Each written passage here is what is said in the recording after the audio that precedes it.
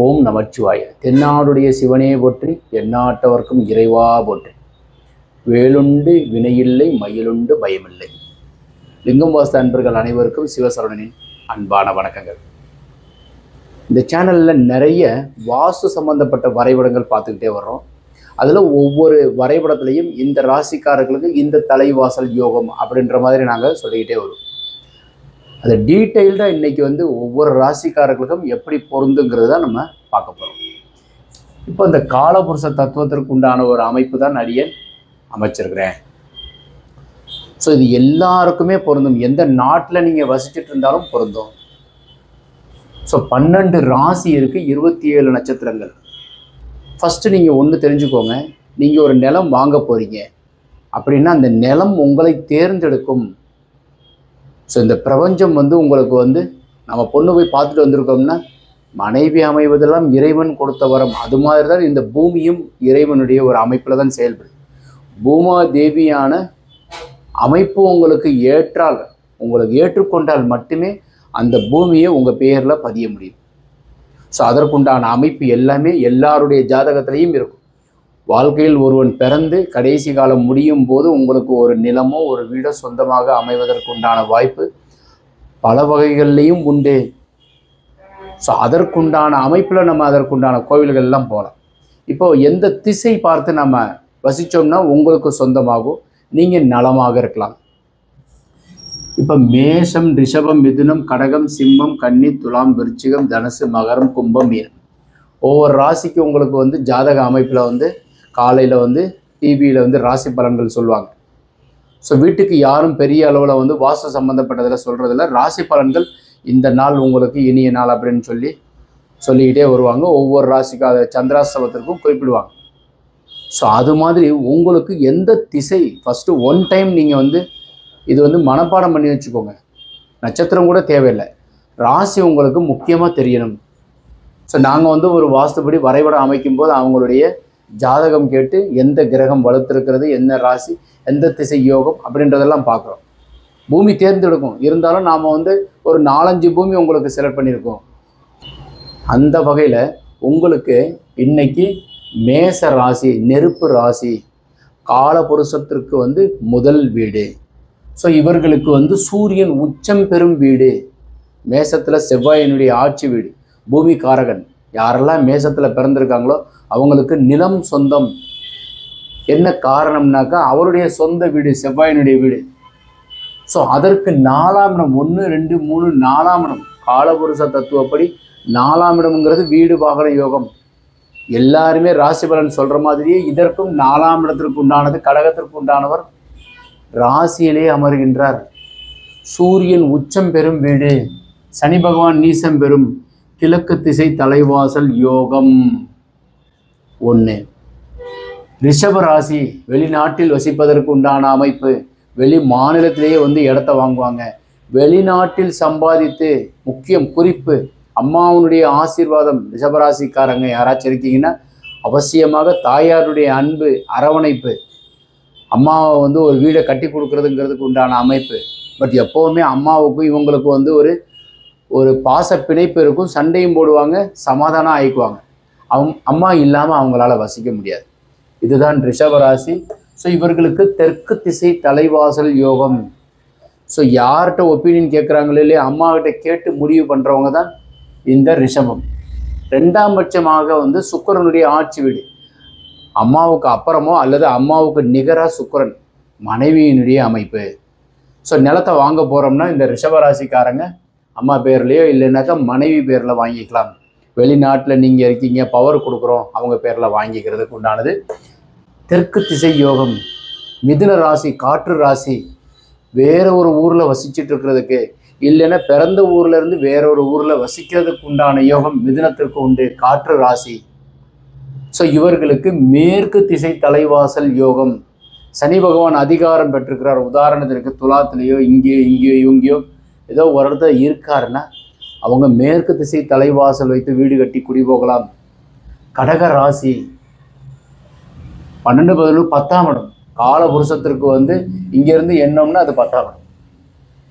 So அப்போ தொழில் செய்து சம்பாதித்து வெளிநாட்டுக்கு, வெளியூர், வெளி மாநிலம் நீர்நிலைகளுக்கு அருகில் வசிக்கிறதுக்கு உண்டான யோகம். யாரெல்லாம் கடகத்தில் இருக்காங்களோ அவங்களுக்கு பக்கத்தில் ஒரு கம்மாயோ குளமோ ஏரியோ வாய்க்காலோ நீர்நிலைகளோ ஏதோ கண்டிப்பாக ஒன்று இருக்கும். அதோட ராகு சேர்ந்துருக்காருன்னு வச்சுக்கோங்களேன், கம்மா இருக்கும் தண்ணி இல்லை சார்ன்னு சொல்கிற மாதிரி.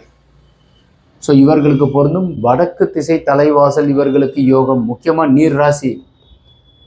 ஸோ அதனால் வந்து நீர்நிலைகள் இருக்கும். அம்மா பிள்ளைன்னு சொல்கிறது இவங்களையும். அப்புறம் சிம்ம ராசிக்காரர்களுக்கு பக்கத்தில் அரசு பில்டிங் ஒன்று இருப்பதற்கு உண்டான அமைப்பு. ஸோ ஒரு கவர்மெண்ட் பில்டிங் இருக்கும், இல்லைன்னா ஸ்கூல் ஜோன் இருக்கும், அட்மினிஸ்ட்ரேஷன் யாராச்சும் ஒரு விஓஓவோ அல்லது தாசில்தாரோ காவல்துறையில் இருக்கிறவங்க யாராச்சும் ஒருத்தவங்க உங்களுக்கு பக்கத்தில் இருப்பாங்க. பூனல் போட்டவங்க யாராச்சும் உங்கள் வீட்டுக்கு பக்கத்தில் இருப்பாங்க. கிழக்கு திசை அரசு உத்தியோகம் கிடைக்கணும்.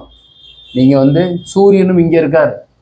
உதாரணத்திற்கு சூரியன் மேஷத்திலேயோ சிம்மத்திலேயோ அல்லது உங்களுக்கு கும்பத்திலேயோ துலாத்திலேயோ இருக்காரு, போக நீங்கள் சிம்ம ராசி அப்படின்னு வச்சுக்கோ. சித்திரை மாதமோ ஆவணி மாதமோ ஐப்பசியிலேயோ மாசியிலேயோ பிறந்திருக்கீங்க, நீங்கள் சிம்ம ராசினா உங்களுக்கு அரசு உத்தியோகமும் கிழக்கு திசையும் யோகம்.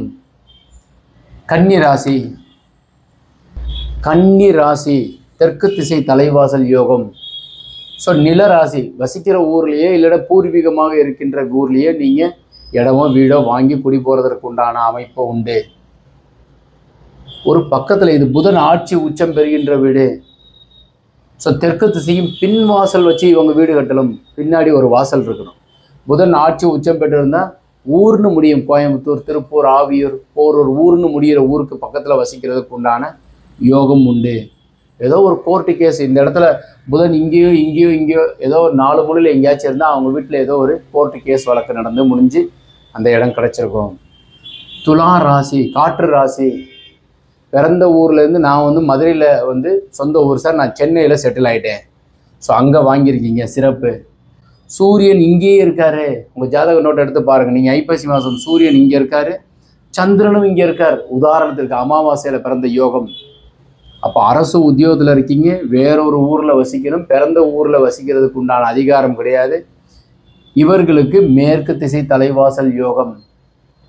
விருச்சிக ராசிக்கு வடக்கு திசை, யூனிஃபார்ம் சர்வீஸ், காவல்துறையிலேயோ மிலிட்ரிலேயோ ஒர்க் பண்ணுறாங்க. ஏன்னா செவ்வாயினுடைய அதிகம் வரிசைய வீடுகள் இருக்கும், தொடர்ச்சியாக வீடுகள் இருக்கிற பகுதிகளில் வசிக்கிறதுக்கு உண்டானே. இவங்களுக்கு முக்கியமாக வந்து செவ்வாய்ங்கிறது மலைகள் தெரியுது. நீங்கள் உங்கள் வீட்டுக்கு மேலே போய் பார்த்தீங்கன்னா ஒரு பெரிய மலை தெரியும். சார் அந்த பகுதியில் இல்லை சார் அப்படின்னாக்கா உங்களுக்கு வந்து பெரிய கோபுரம், கோவில் கோபுரம் தெரியும். முக்கியமாக முருகன் கோவில் கோபுரம் தெரியும். அதுவுமே கிடையாது, உங்கள் பில்டிங்கை மறைக்கிற மாதிரி உயரமான பில்டிங் இருக்கும். தனுசு ராசி நெருப்பு ராசி, உஷ்ணமான பகுதிகளில் வசிக்கிறோம். கந்தக பூமி திருச்சியை சொல்லுவாங்க, அது மாதிரி பகுதிகளில் வசிக்கிறோம். சென்னையில் எக்கச்சக்கமான வெயில் சுட்டெரிக்கும். தனுசு ராசி கோவில் மாநகரம் மதுரையிலேயோ கும்பகோணத்திலேயோ இருப்பதற்கு உண்டான அமைப்பு உண்டு. இவர்களுக்கு கிழக்கு திசை தலைவாசல் யோகம். மகர ராசி, மகரத்தில் பிறந்தவர்கள் தகரமாக இருந்தாலும் தங்கமாகும் காலம். 7.5 முடிஞ்சிருச்சு, சனி மாறிட்டாரு. அப்போ மகரத்தில் பிறந்தவர்கள் தெற்கு திசை, ஏன்னா செவ்வாய் உச்சம் பெறுகின்ற வீடு. சந்திரனும் அங்கே இருந்தார்னா சந்திர மங்கள யோகம். யாருக்கெல்லாம் மகரத்தில் பிறந்திருக்காங்களோ சந்திரன் இங்கே இருப்பார். ஒருவேளை இங்கே செவ்வாய் இங்கே இருக்காருனாக்கா செவ்வாய் உச்சம் பெறுகின்றார் ப்ளஸ் சந்திரன். ஸோ சந்திர மங்கள யோகம். நிலத்தை வாங்கி வீடு கட்டி குடி போகணும். பெரிய அளவில் கடன் வாங்கி நம்ம வீடு கட்டக்கூடாது, இருக்கிறத வச்சு கட்டிக்கலாம். பட் 7.5 முடிஞ்சிருச்சு. வெளிநாடு ஒரு தடவை போயிட்டு வருவீங்க. சார் நான் வந்து என் பையன் வெளிநாட்டில் இருக்கார், நீங்கள் போக போகிறீங்க. இல்லை உங்கள் பையன் வெளிநாட்டில் இருந்து பணத்தை அனுப்பி நீங்கள் தெற்கு திசை தலைவாசல் வச்சு வீடு கட்டுவீங்க. கும்பத்தில் பிறந்தவர்களுக்கு கோபுர உயரத்துக்கு நீங்கள் போகணும். ஸோ காற்று ராசி, சுற்றிக்கிட்டே இருக்கணும். மேற்கு திசை தலைவாசல் வச்சு வீடு கட்டுறது. சனி அங்கேயே இருக்காருன்னு வச்சுக்கோங்க, சந்திரனும் இருக்கார், சனி அங்கே இருக்கார். அப்போ 7.5 நீங்கள் பிறந்திருக்கீங்க, 7.5 சனியில் பிறந்து சனி அங்கே இருக்கார், மேற்கு திசை, சனி திசை நடக்குதுன்னு வச்சுக்கோங்க. ஸோ இரும்பு சம்பந்தப்பட்ட தொழில், கருப்பு ஆடைகள், லாயர் சம்பந்தப்பட்டது, கோர்ட்டு ஜட்ஜு, பெரிய அளவில் வந்து உங்களுக்கு சொத்து சேர்வதற்கு உண்டான அமைப்பு. மேற்கு திசை தலைவாசல் வச்சு வீடு கட்டுறது சிறப்பு. மீன ராசி, ஸோ எங்ககிட்ட வந்து வரைபடம் அமைக்கிறதுக்கு எங்ககிட்ட அனுப்புவாங்க. ஸோ அப்போ நாங்கள் என்ன செய்வோம்னாக்கா, பிளான் நம்ம வந்து போடுறதுக்கு முன்னாடி நாங்கள் என்ன செய்வோம்னா, அவங்க ஜாதகத்தை வந்து கணவன் மனைவி ஹஸ்பண்ட் அண்ட் ஒய்ஃப் ஜாதகம் வாங்கி எந்த கிரகம் வலுத்திருக்குன்றது, இது ஜென்ரல் நான் சொல்கிறது, இதெல்லாம் ஜென்ரல். எந்த கிரகம் வலுத்திருக்குங்கிறத பார்ப்போம். அப்புறம் அவங்களுக்கு வந்து என்னென்ன ரிக்குயர்மெண்ட்ஸ், என்ன கூலி பொருத்தம், சிம்மமனையா, கருடமனையா, பசுமனையா, யானமனை வச்சா எது சிறப்புங்கிறத நாங்கள் எடுத்துக்குவோம். அதுக்கப்புறம் வந்து ஒரு 3-4 ஆப்ஷனில் நல்லா வரைபடம், அவங்களுக்கு டெக் மாடல் அமையுமா, அவங்க என்ன ராசியில் இருக்காங்க, லக்னத்திற்கு 4ஆம் இடத்துல குரு சுக்கிரன் புதன் இருக்காரா, அவருக்கு டெக் மாடல் ஹைசீலிங் மாடல் பொருந்தும், தொடர் வரிசையில் வீடுகள் வருமா, இடத்துக்கு பக்கத்தில் என்னென்ன அமைப்புகள் அவங்ககிட்ட அவங்க வந்து ஜாதகம் படிக்கும்போது இது அவங்க ஜாதகம் அனுப்புவாங்க, அவங்களுக்கு எல்லாருக்குமே நாங்கள் சொல்கிறது. ஸோ அதனால் நாங்கள் வரைபடம் அமைக்கிறதுக்கு முன்னாடி ஜாதகம் படிச்சிருக்கோம். ஒரு சிலர் பிளான் போட்டிருப்பாங்க, அவங்களே போட்டிருப்பாங்க. ஸோ அந்த இன்ஜினியரோ ஆர்கிடெக்டோ போட்டிருக்கிற டிராயிங் எங்களுக்கு அனுப்ப சொல்கிறது, ப்ளஸ் ஜாதகம் அனுப்புறது, அதில் இருக்கிற திருத்தங்கள் எல்லாம் சேருது. ஒரு சில நேரத்தில் வந்து அவங்களுக்கு 7.5 சனியோ, சனி திசையில் ராகு புத்தியோ, ராகு திசையில் சனி புத்தியோ, இல்லை குரு திசையில் கேது புத்தி, இது மாதிரி அமைப்புகள் இருப்பதற்கு உண்டான வாய்ப்பு. அப்போ அதற்குண்டான அதிகார கோவில்கள் கண்டிப்பாக நாங்கள் வந்து வைநாசிகம், உடல் ஆரோக்கியத்திற்கு, யோகத்திற்கு உண்டான கோவில், இதெல்லாம் சொல்கிறது. ஒரு சிலர் இடமே இப்போ தான் வாங்க போகிறாங்க, அதுதான் ஃபஸ்ட்டு ப்ரிலிமினரி. அப்போ இடத்த வாங்கிறதுக்கு முன்னாடியே ஜாதகம் பார்த்து அதற்கேற்றாற்போல் நீங்கள் எங்ககிட்ட தான் அனுப்பணும் இல்லை, உங்கள் ஜோசியர்கிட்ட நீங்கள் கேட்டு சார் எந்த கிரகம் வளர்த்துருக்கு அதற்குண்டான திசை சொல்லுங்கன்னா அவங்க சொல்லிடுவாங்க. வாய்ப்பு இருக்கிறவங்க மதுரையில் நேரில் வரலாம், இல்லைன்னா நீங்கள் ஆன்லைனில் கூட கேட்டுக்கலாம். இல்லை உங்களுக்கு நல்ல ஜோசியர் அவர் வந்து ஜாதகம் காமிச்சு ஒவ்வொன்றும் தொழிலுக்கோ ஏதோ ஒன்று கேட்குறீங்கன்னா அவங்ககிட்ட கேளுங்க. அவங்க சரியாக உங்களுக்கு திசையும் அதற்குண்டான அமைப்பும் சரியாக இருக்கான்னு தெரிஞ்சுக்கும். ஏன்னா நிறைய ஜோதிடர்கள் எங்கிட்ட கிளாஸ் அட்டன் பண்ணுறாங்க. ஸோ அவங்களே வந்து வாஸ்துவும் கொஞ்சம் கொஞ்சம் தெரிஞ்சு வச்சுருக்காங்க. நாங்கள் என்ன இதிலேருந்து ப்ளஸ் என்னென்னாக்கா பிளான் போடுறோம், நான் கன்ஸ்ட்ரக்ஷன் சிவில் இன்ஜினியர், பிளானும் போடுறோம், ஜாதக அமைப்பை நாங்கள் வந்து பார்க்குறோம். முக்கியமாக புலி பொருத்தம்ங்கிறது நுணுக்கமாக நாங்கள் சொல்லி அதற்குண்டான வரைபடம் பார்க்குறோம். ஸோ லாஸ்ட்டாக இப்போ பார்க்குறோம் மீன ராசி. மீன ராசி நீர் ராசி, 7.5 சனி நடக்குது. ஸோ இவர்களுக்கு வடக்கு திசை தலைவாசல் யோகம். ஏன்னா இந்த ராசியில் புதன் இருக்காருன்னா நேராக அங்கே பார்ப்பார். ஸோ வடக்கு திசை தலைவாசல் யோகம். நீங்கள் ஒரு வரைபடம் அமைக்கும்போது இந்த மாதிரி நீங்கள் இந்த உங்கள் திசையை பார்த்துக்கோங்க. இது இன்னொன்று சொல்கிறேன் பாருங்கள். நீங்கள் உதாரணத்திற்கு வந்து ஒரு துலா ராசியில் இருக்கீங்க, மேற்கு திசை நீங்கள் பிளாட்டை வாங்கியிருக்கீங்க, வாங்கி நீங்கள் தெற்கு திசை வச்சு கட்டக்கூடாது, வடக்க வச்சு கட்டிக்கணும். மேற்க பார்த்த வீட்டிற்கு மேற்கே வச்சு கட்டுங்க. கிழக்கு வாங்கிட்டு வடக்கு திருப்பி கட்டாதீங்க, தெற்க வாங்கிட்டு மேற்கு வச்சு கட்டாதீங்க. ரெண்டே ஆப்ஷன் உங்களுக்கு ஒரு வாய்ப்பு இருக்குது. மேற்கு பிளாட் வாங்கியிருக்கீங்களா, வடக்கு வாசல் வைத்து கொள்ளலாம். இருந்தாலும் அதற்கு சாஸ்திரப்படி ஈசான்யத்தில் வைக்கணும். அதனால் இறைவன் உங்களுக்கு நேராக தான் வர சொல்கிறாரு, நேராக வச்சு கட்டுங்க. இந்த அமைப்புப்படியே நீங்கள் செயல்படுறது தான் ரொம்ப சிறப்பு. ஸோ உங்களுக்கு ஏதாவது வரைபடத்தில் ஏதாவது ஒரு சந்தேகமோ, வரைபடம் புதிதாக அமைக்கணும், இல்லை வரைபடம் திருத்தணும் செய்யணுன்றாலும் கீழே இருக்கிற நம்பர் கான்டாக்ட் பண்ணுங்கள். இன்னும் சரியாக சொன்னோம்னாக்கா எங்கள் யூடியூப் சேனல் நீங்கள் ஃபஸ்ட் டைம் பார்க்குறீங்கன்னா சப்ஸ்கிரைப் செய்து வைங்க. நிறைய வீடியோ நாங்கள் வந்து அப்டேட் பண்ணிகிட்டே இருக்கோம். இன்ஸ்டாவிலையும் இருக்குது, யூடியூப்லேயும் இருக்குது. நிறைய பேர் எங்களை சப்ஸ்கிரைப் பண்ணி பார்த்துட்ருக்கிறவங்களுக்கும் ரொம்ப நன்றி. நிறைய பேர் எங்கள்கிட்ட வாய்ப்பு, அதாவது வரைபடம் வாங்கியிருக்கிறாங்க. ஸோ அவங்களுக்கு எல்லாருக்குமே வந்து நல்ல மாதிரியாக கட்டடம் கட்டி நலமாக இருக்கணுங்கிறது வேண்டிக்கிறேன். ஓம் நமச்சிவாய, சிவாய நம.